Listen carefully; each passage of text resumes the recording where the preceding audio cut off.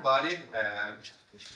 Tonight we have a very special occasion to celebrate. It's about a work relationship that has started 12 years ago through a clinical trial looking at a very, very patient-centered question about de-escalating treatment from seminoma. We'll all learn what seminoma is later on. And for that, I would like to introduce you to two gentlemen that are very much engaged in answering this question. Alex Papachristofilou, who most of you know from our advisory board, and Mr. Ronecker, who's going to bring a perspective of a patient who participated in the trial. So I would like to welcome both of them tonight.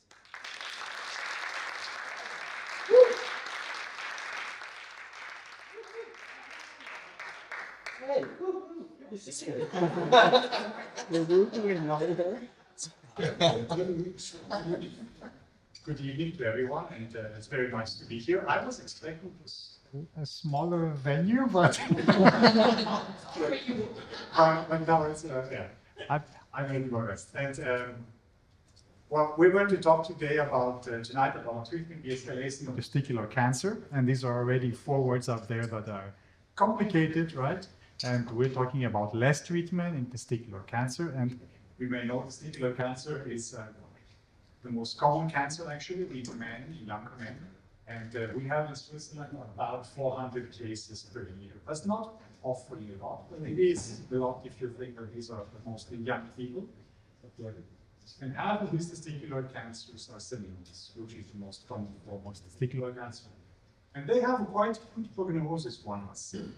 And if you look at that, you will see that about 90% of all those patients that are diagnosed with seminoma are actually in so-called good risk category, which means they have a cure rate of over 90%. Only 10% of them are in a very advanced stage when they get diagnosed and have a less favorable prognosis. Besides seminomas, there we have the so-called non-seminomas, and you may know Lance Landstrom, the bicycle athlete who had a non-seminoma actually with a very advanced skin disease. He had a less favorable prognosis, but still beat all the odds, and we fully recovered at cost. Safe. And what the research we did was look at stage 2 seminomas. So this is a very confined stage of all seminomas, only about 10% of all the patients. So if you look at the 400 people that have testicular cancer in Switzerland, and only half of them have a seminoma, 200 people, and then only 10% of them have this stage 2. We're talking about 20 people in Switzerland per year, so not awfully a lot.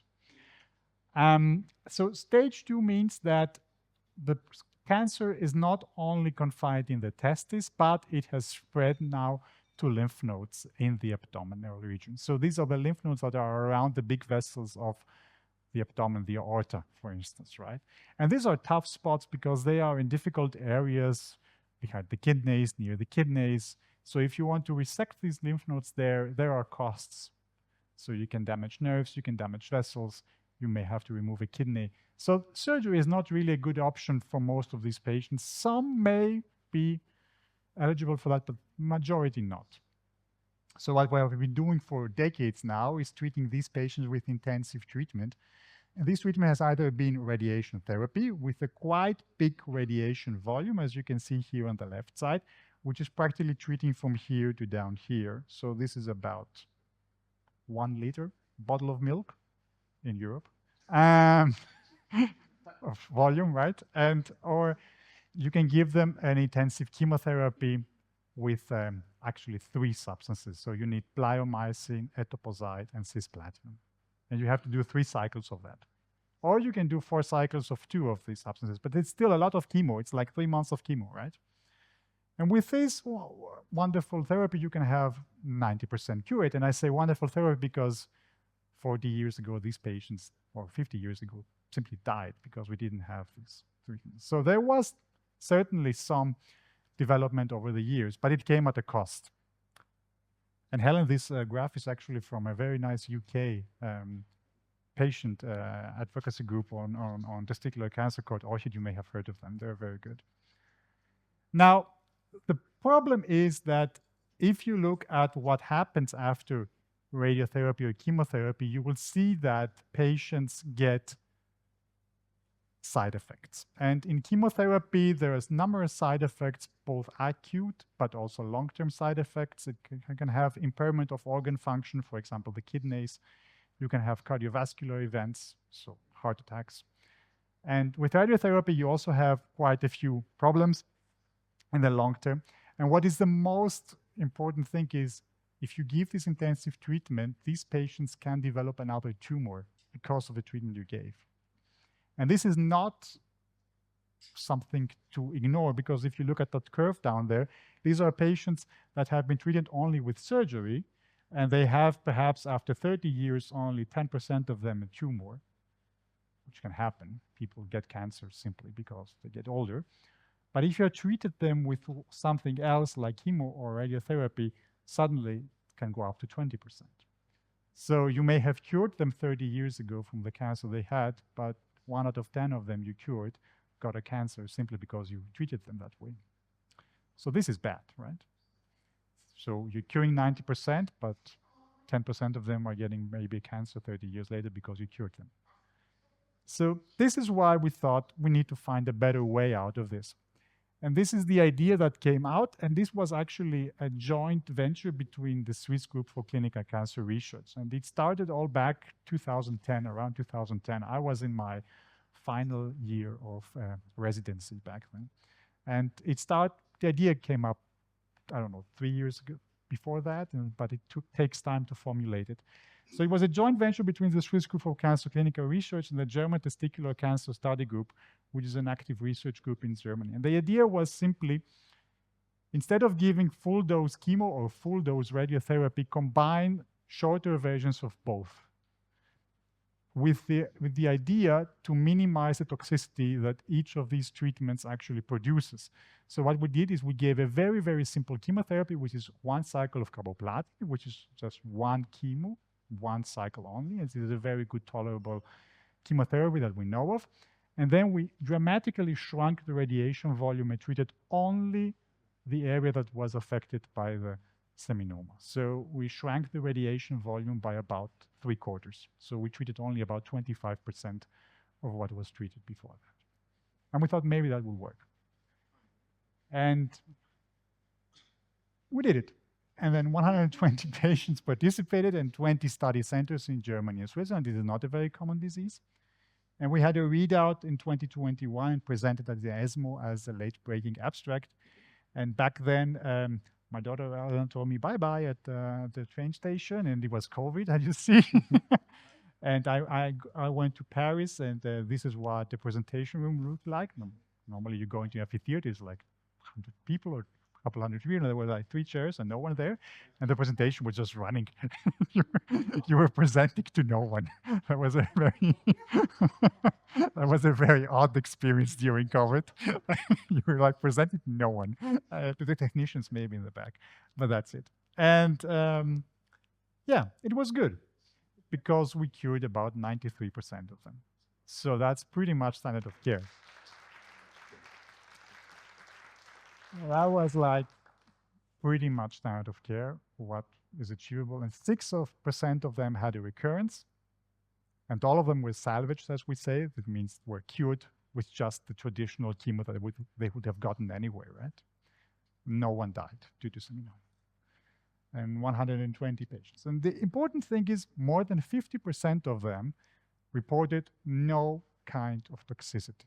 So when you go in a clinical trial, you ask every week your patient, how are you feeling? And then you score it, right? The common toxicity criteria for adverse events is like a handbook of, I don't know, William, 200 pages or so. And where every kind of symptom you may have is graded, like a bit of headache, more headache, a lot of headache or whatever. And you grade it and you put it down. And more than 50% of them had 0, nothing. Now they went to work. Kai, for instance, here was working back then in Zurich, right? Yes. And how did you do that? Because the trial was not open in Zurich at that time. No, I went every time to Basel and back and then to work. And back then there was no such thing as remote working, so you had, I believe, a desk somewhere in Basel, yeah? Or something, yeah, where you could work as well. Because his company also had an office in Basel. So he came in Basel in the morning, worked a bit on the desk, came for treatment, and then went back to Zurich. So and you see, the side effects were very, very good, and we had no hospitalizations. Nobody had to stay a night in the hospital. Nothing. So, and we had no late toxicity. And this is how dramatically we were able to shrink the radiation volume. So in summary, we had a less treatment overall, less time spent in the hospital, less side effects, comparable success with standard of care, easy to carry out pretty much everywhere. 2021, we reported that it was clearly fine, and we didn't need any technology or skills for that. But nothing happened then. A few people that did the trial with us said, yeah, it's cool, I'm going to do it now to all my patients. But the other ones were not really convinced. They say, I have never tried it before. Oh, I don't know, it's complicated. I have to do 2 different treatments and so on.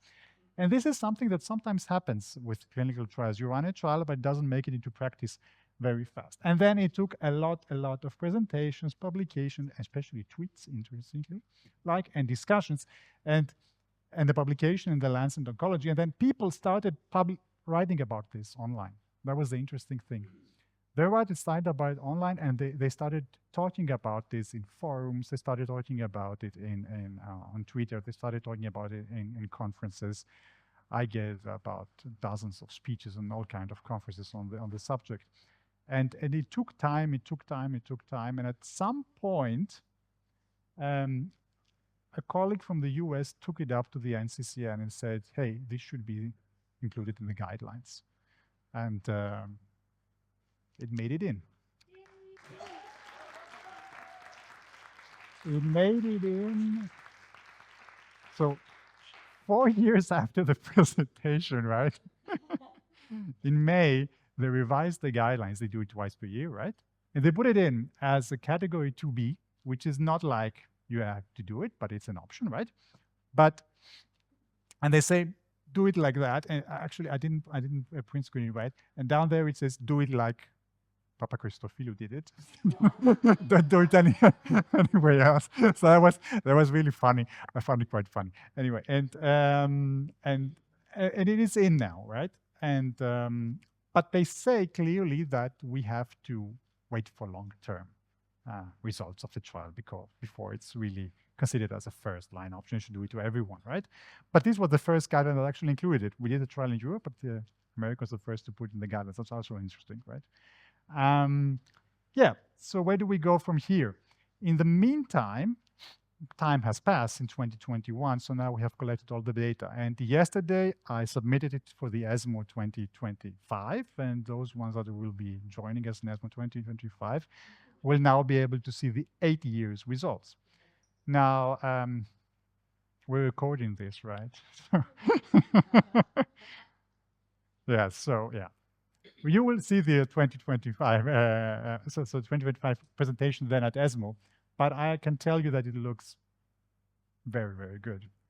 And yeah, it's going to be a short presentation because there's not going to be a lot to talk about. And because yeah, it looks very, very good still. And at the same time, we started running a second trial after we completed the first trial, and the RTFCCR supported the second trial as well, which I'm very grateful for. We changed a bit the design there. We decreased the radiation dose in both cohorts of patients and changed a bit the chemotherapy. And we are ready to report the results next year of that trial. And this trial looks very, very, very good as well. And we're going to do further follow-up of both trials. So stay tuned. You are going to hear a lot more about that in the next couple of months and years, I would say. Now, all of this would not have been possible without the support and the belief, I would say, that the patients brought in. Because it was such a difficult thing for the beginning of the trial, for many physicians, but also for the patient especially, to say, I'm going to go and do this trial, because this has never been done before, right? You have a disease where you can be cured with 95% chance or whatever, or 90% plus chance, right? And then someone comes and tells you, don't you want to run a trial? Maybe maybe it will be better for you, and maybe you won't get cancer in 30 years if you go into that trial, right?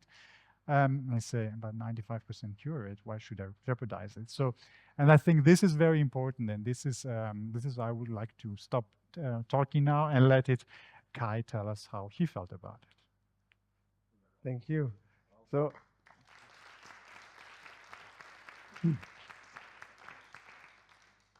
So I would like you to invite you to a little bit a different perspective from the science part. And my journey actually started, if you can call it journey, when I was 6. Because when I was 6, the memory of that is a little bit already faded out. But I still remember it was at lunchtime when my father was sitting at the table and detected something here. And he was a little bit around my age at that time. And he detected something hard and went to the doctor. And they found out it was a seminoma, but quite in a really, really, really late stage. Like you as an expert can tell you when it's here. It's so. And at that point, though it's now about, I would say, like 35 years ago, that was not so common cancer. And what he just get was like the full-fledged chemotherapy. That was the only thing which they knew. They were even tried at that point because there was it was not a standard treatment for that kind of. And so when I was 6, I had that first experience with the cancer. Luckily it faded a little bit out, but when I was about 25, I knew a little bit from the background that you can detect it if you test it a little bit. And it was occasionally that I tested it. And I found out something hard, and I got a little bit scared, but I thought like, you're 25, what will happen to you? So I went to the doctor, and he said it's cancer. And that was the moment, like in German, we say like when they put away the carpet under you, finally, because like you're 25, but at that point, you say survivance rate, I saw the death rate. That is the death rate, survivance rate is quite positive, but at that moment you just see a death rate, and it's the first time you're confronted in your life with a death rate. And at that point, that went quite like a roller coaster, because then when they detected it, they just said, I was at that point in Zurich based, they just said like, choose your hospital. And for me, that was like not the primary question. It was like, what will life be? What are the consequences and how? And like, no, you have to choose your hospital because like we will have, you will go to hospital like in the next 2 days. And I was like, for me, it was like at that moment completely not understanding what is happening because like I had to inform. And that was my experience. Like one of the biggest challenges is to inform people about having cancer. And that was for me one of the biggest burden when I just had to inform my supervisor at that time that I'm away because of. But I had I don't know the medical term, but I had that surgery. Yeah. And then they said like everything is good, and I was lucky, and there was no risk like because like they test even if there was no spread. The cancer was still confined to the testes. Yeah, and they test also that little, and they said no, it's perfect. You will not have a recurrence, likely. Exactly, and for that point, it was like for me, okay, it is a nightmare, but it's over, but it was not over. So I went then to the control, and after 4 or 5, fifth control, I don't know, I remember the exact time, said, oh, it's spread. I said, like, how can it spread? He said, like, everything is perfect. No, it's spread. And at that point, because of all of that one, my father already had made the experience. He knew, like, you have always to look out for if there are any kind of studies, if there are any kind of other things, and you always have to have other opinions. And at that point, I was in contact with Professor Dr. Katamas. He was from Kur, and I talked to him, and he told me, look, there is one study which is run in Basel, but you probably won't be possible to participate. And I said, like, why? They said, like, oh, because it is not for recurrence. Yeah. And then I went to the University Hospital of Zurich, and I talked there to, I think it was department head of oncology. And he also told me, no, you won't make it in the study. It would be the first time in his career that the study will change. And I said, like, no, I don't give up. Because the problem at that point was I knew about which are the two standard treatments, which is chemotherapy, which for me, the biggest problem is like you're 3 months out and everyone will know it. You will lose your hair and everyone will ask you. And you have to explain everyone what is happening with you. And I don't feel comfortable about doing that one. And the other one would be the radiotherapy, which at the age of 25 is like, yeah, it's just like setting the clock when you will have the next cancer. So it was for me, at that point, it was to choose between pest and cholera, actually. Yeah. But the doctors explained me nicely, yeah, but it is because like the other opposite is death. So these are the treatments which we will present you in terms of survival. And so like, yeah. But are there not the other options? So I said for myself, so I will try it. And I wrote Alex a letter, like if there is a chance to participate at that study, because it was for me at that point, the best possible solution and outcome I can have. Also a little bit because like at that point, sometimes it's not good and it has a little bit of side effects if you read into the medical stuff. And I read what is the treatment about and what are the... So there's a lot of medical things, and I'm lucky I have a little bit of academic background, so I was able to understand it in the basics, not like medicines or doctors, but to understand the basics. And for me, coming from an engineering background, it was quite clear. I understand the idea of that concept of that study. Yeah, it was concentrating. All engineers in the study say the same thing. Yeah. It was just to focus the treatment. And I said like, yeah, that makes it's absolutely logical. And I was thinking like, at that point, why do they have to make a study for that one? Why don't they just change it because it's logical? Yeah, I was really like, why that, all of that one? And I was thinking like, why was it not invented earlier? Because like, it's clear, yeah? You just focus on where it is. Huh? And so coming back to that, I wrote him, and he at that point, he said like, look, we're doing it. Because at that point, if you're not allowed to have that study, you're not, your treatment will also not be paid. That is a problem in the medical system. Like if you want to do something which is not the standard, you need to pay by your own. And for that one, luckily, he at that point, he said like, come to that study. And if I'm right, you also changed the study. Yes, we amended it. That also for you.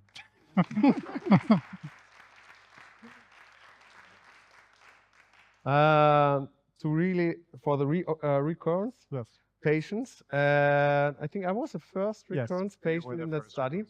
Because I didn't understand why recurrence, that was the second logical thing where I did not, why is recurrence excluded? Because like, yeah, if it's, you detect it at some point, yeah, if you detect it later in the first stage or if it's a recurrence, it should not make any difference. Huh? It's like engineers, they always try to explain it logically. We should get more engineers in clinical time. And so I could participate at that point, and I was totally lucky to participate at that study, even if it's still cancer and it's still a treatment. And honestly, about the chemotherapy, that was for me like I was just an afternoon in the hospital, and then it was finished. No? So that was not really. The radiotherapy, that had its side effects, to be honest. At the first point, it was really like, it was easy, but at the end, it got quite tough. And I cannot imagine how it will be like if there's a full radiotherapy. I cannot imagine when people go through this, because for me, it was already tough with that little radiation. But as you mentioned, like for me, one of the important things was along the study to continue to work. That was for me one important thing, because that gave me that that daily life, that routines, which were so important. Because the other side is like thinking about risks, thinking about what could possibly happen, and that is a dark side where you do not want to get into it. So you need to focus on something. And literally, I had a really one of the last radiotherapies which I had at the end of the radiotherapy. I drove to Bern and had their workshop at the end. So. But like being in front of people, working with them, that gave me routine and honestly distraction from it. So, and then over the time, so when you're in a study, you have that control. And that was the other positive side effect of being in a study. And that was also what my father reminded me. If you're in a study, you have a much better after control, like if you're in a normal treatment, because they want to know what happens with the patient. So you're still in a closed loop where you get checked and but that is a positive. The negative is the 2-3 days before that. And you need to arrange yourself with that one, because like when you have once that experience of a recurrence, that fear you will never lose. You will manage it, but like the first controls, after controls, you don't sleep. You're just awake and you're just thinking what will happen if there is anything, and you're like, you're literally and you're not getting after every control directly feedback, but luckily he gave me as fast as possible the feedback, because you're frightened that there is still something, that there's coming. And imagine it's still a study, and then there's coming the thought, it's a study. Does it work the same way like the standard treatment? And along that journey, after time, I could manage that fear, but then comes a little bit of different thinking, because medical processes are taking quite long, like if you're coming from an engineering where you make like innovations in a half year or a year. And when it's like 5 years and it's still not a standard, you're thinking like, oh, was it a good idea to participate in the study? So I'm also quite glad that it became a standard. It gives me also a little bit, but that is not the biggest. And you also asked what changed. So one of the biggest impact that it had is like when I think it's nearly 5 years ago, 6 years to be honest, 6 years. My wife and I, we had a wish to get a kid. And with the other treatments, that gets quite complicated. With the one, I think it's not possible, and with the other one, it's super high risk to get a kid on a natural way. And so I was luckily, we tried it, and it worked out that we get a son.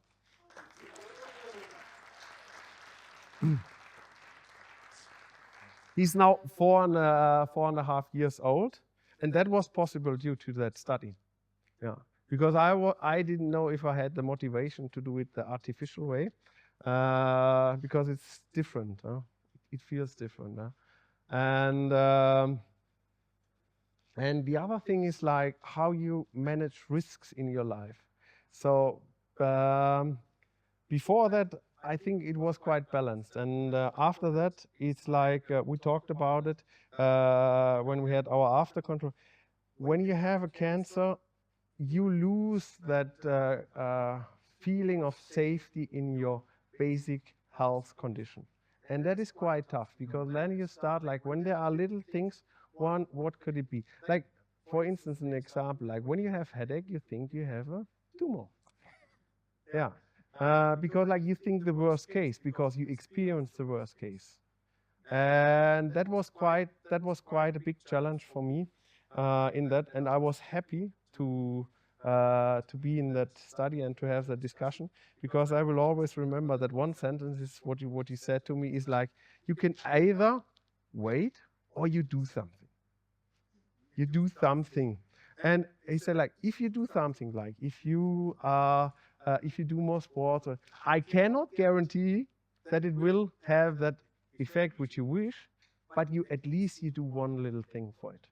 And that was the point where I changed of doing more sports, of eating more healthy and so on.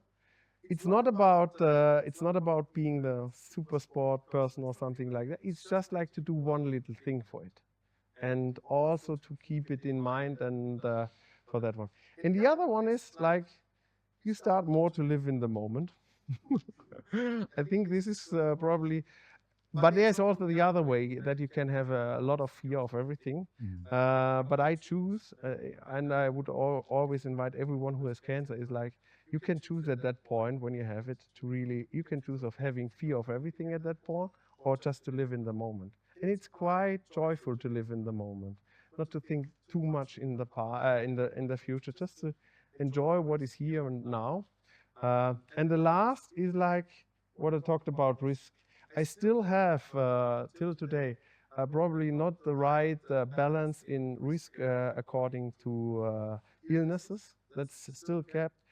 I'm trying to manage it. But on the other hand, that is the funny part. In everything else, what is not health related, I'm able to take more risks, and that is something which shaped my the life after cancer quite impactful, because I took risks in terms of career where I probably would not have taken. I became head of operations with 35 of 100 sites with 10,000 people.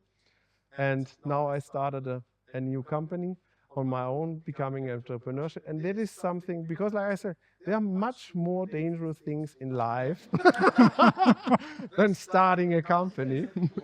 Yeah. And to finish that off, that is, I think, what it paraphrases a lot. I think it's from Confucius, where they say, like, you have two lives, and the second one begins when you realize that you have one. Ah.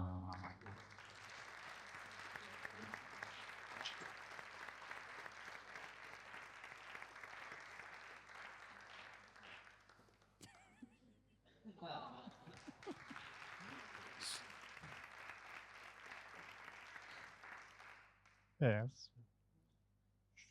Yeah. Questions.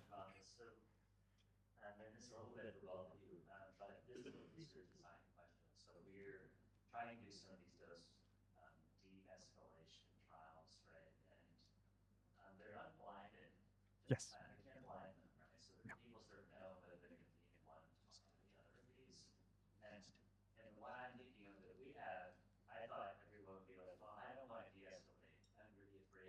Mm.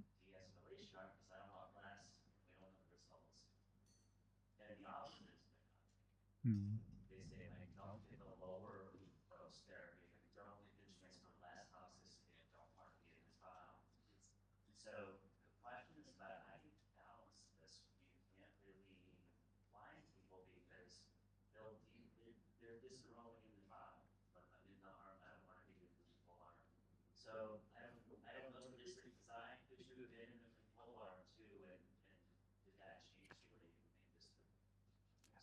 There was no control arm in this trial, actually. It was not a randomized design. But your point is absolutely valid for randomized designs. It's very difficult to do that. If you omit the treatment in a randomized manner and you cannot blind the patient by giving them, sugar pills. Yeah, exactly. It's a problem, yes. It's a problem. And sometimes the patients themselves will find out based on the side effects as well, right? Because they know which arm they are according to the side effects they're experiencing. So they may drop out, which will ruin the trial in the end. It's a real problem, absolutely. But you cannot really give them something that will cause side effects. so it's difficult ethically to control it. One way is, and this is the easy part in the trial we did, is if you have a very high efficacy with the standard of care, you can do a one-arm design and de-escalate by setting a very high mark. So you say, I will de-escalate, but still want to reach 90%.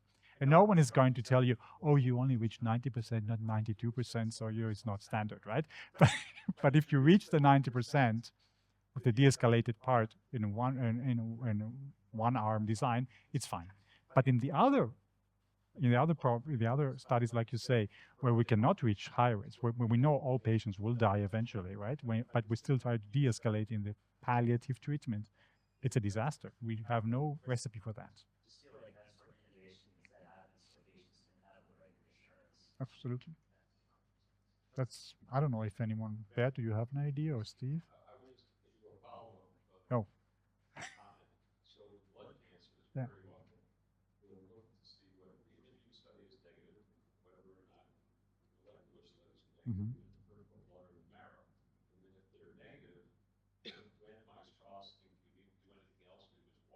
Exactly, yes. Yes, that's true. There is, we did it in the second trial. In the second trial, in the SKK-0118, we tested microRNAs, which are now very popular in testicular cancer. They're not approved yet, they're not part of the guidelines yet, but microRNA 371P, which was invented in Germany, in Bremen, actually, by a laboratory, we're testing them in the SKK-0118, but we're not guiding the treatment based on that. No one is doing that yet. But we will have a readout of these lab values as well. So perhaps you could say that if a patient responds very well to one treatment, you can drop some parts of the treatment. Perhaps. That's an interesting question, yes.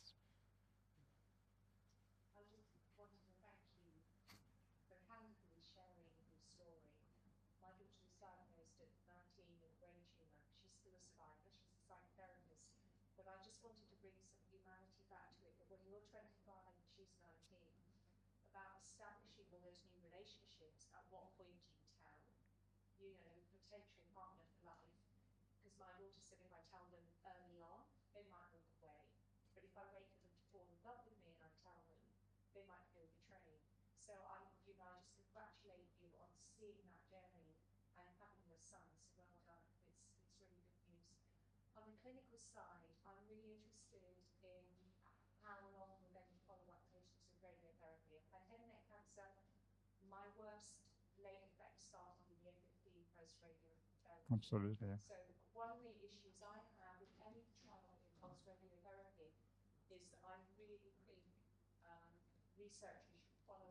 Yeah. Mm. No, we're following for 20 years actually, and we're doing a follow-on on that because it was too expensive to keep the open study open. So we're going to do a follow-on study for all the patients that are still on trial, and we will follow until in 20 years, yes, at least.